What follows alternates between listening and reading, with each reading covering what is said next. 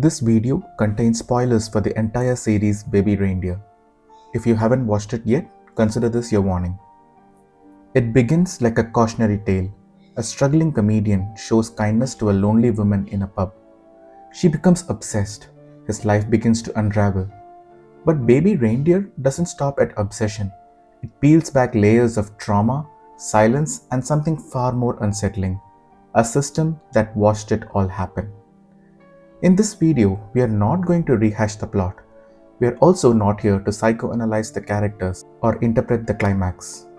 Instead, we are going to explore the systemic failures that shape Martha, failures that often remain hidden behind the personal tragedy, and why her story, disturbing as it is, reflects real-world patterns that are difficult to solve. We all watched Martha unravel, the stalking, the voicemails, the delusions. At first, it was easy to dismiss her as disturbed or dangerous or both. But as the show unfolds, a more uncomfortable question begins to surface. What if Martha wasn't just a villain? What if she was also a victim of a system that never really tried to help her? This video isn't about defending what she did. It's about understanding what shaped her. Because Martha isn't just a character. She's a mirror reflecting the gaps in our institutions, our assumptions, and our empathy. Martha's world was coming apart in plain sight.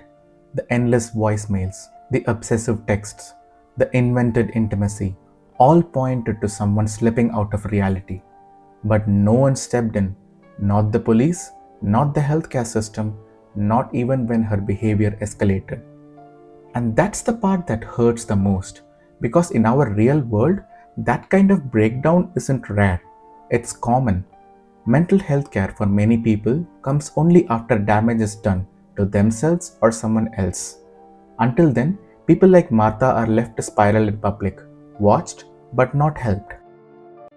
We catch glimpses of Martha's childhood, her parents constantly fighting, a home filled with noise but no safety. That kind of environment doesn't just hurt, it shapes a brain. Children exposed to chronic conflict or emotional neglect often grow into adults carrying unresolved pain they can't name. And unless someone steps in early, that pain festers, mutates, and erupts, sometimes into delusion, sometimes into desperation. Martha didn't become unwell overnight. Her story shows how untreated wounds from childhood quietly deepen into lifelong instability. Because systems don't respond to visibility, they respond to liability. Unless there's imminent danger, unless someone is causing harm loud enough to trigger legal concern, they're left alone. Martha was unwell, deeply, repeatedly, but help never came. Not because she was invisible, but because she didn't meet the impossible threshold for what counts as an emergency.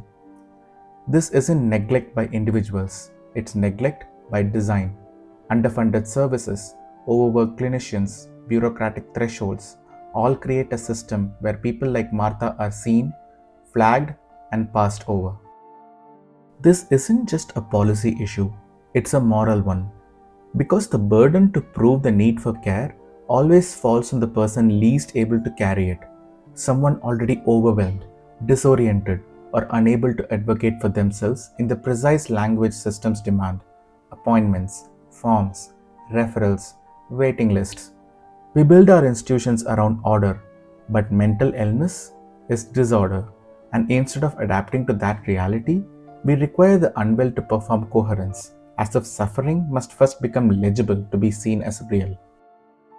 When Martha is finally arrested, there's no sense of justice, only futility, because her actions were symptoms, her condition never got real attention. Instead, the criminal justice system became substitute for care. But courts and jails aren't built for healing, they're built for control, designed to manage behavior, not to understand suffering.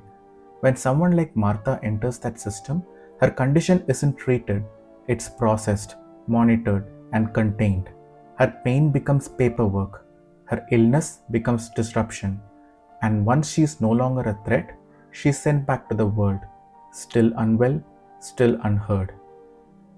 The justice system is built around retribution, not rehabilitation, and certainly not redemption. Its function is to assign blame and deliver punishment, not to ask what led someone to break down in the first place. So, when someone like Martha enters that system, she's not seen as a person in need of care.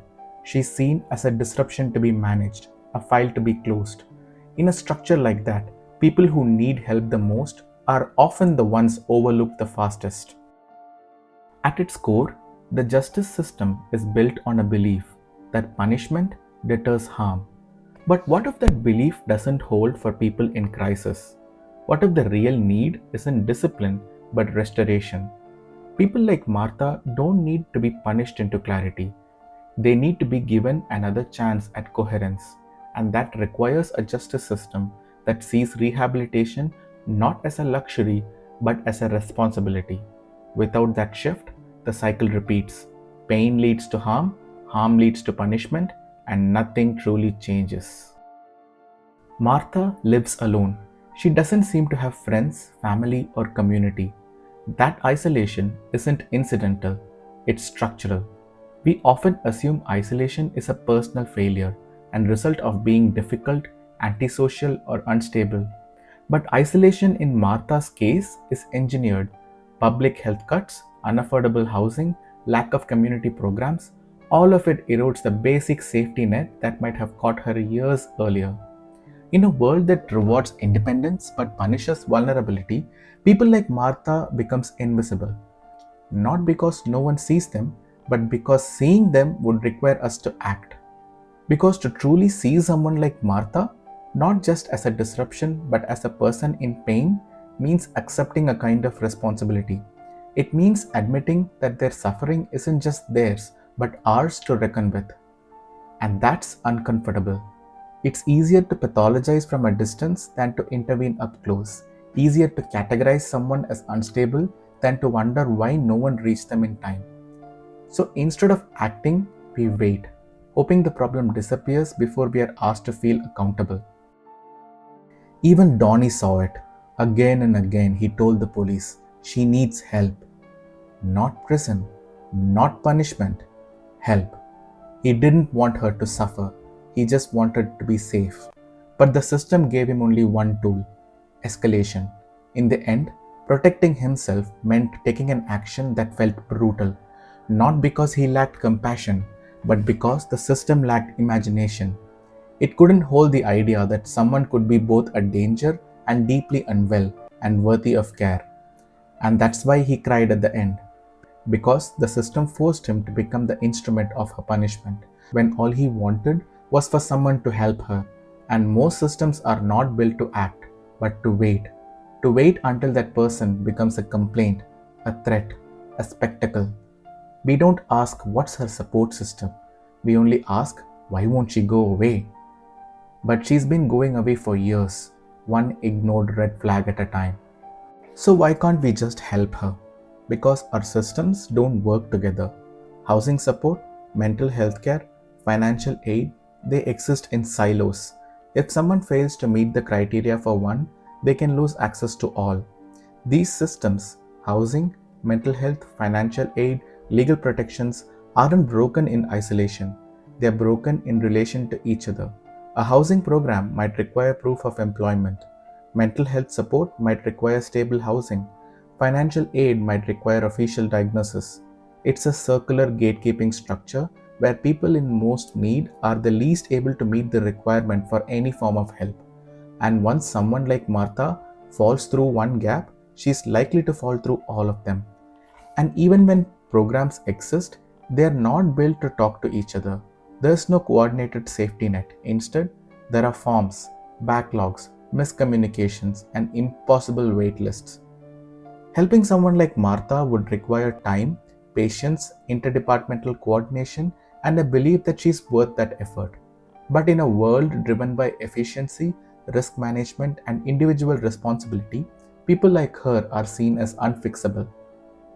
And so they are left behind, not because help is impossible, but because it's inconvenient. And deeper still, there's a moral failure. We often blame the individual for the breakdown. We ask why Martha is like this instead of why we let her become like this. In the end, Donnie wasn't just stalked, He was haunted by Martha, yes, but also by everything she represented: unprocessed trauma, systemic neglect, the fear that no one is really coming to save you. In Martha's collapse, Donnie saw something terrifyingly familiar: the same silence he endured, the same absence of rescue.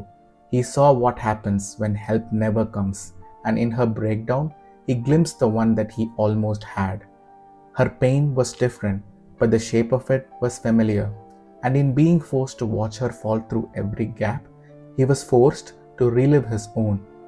Martha's story ends not with punishment, but with a voicemail, a voice still stuck in its own world, still trying to be loved, still abandoned by the very systems that were meant to protect her.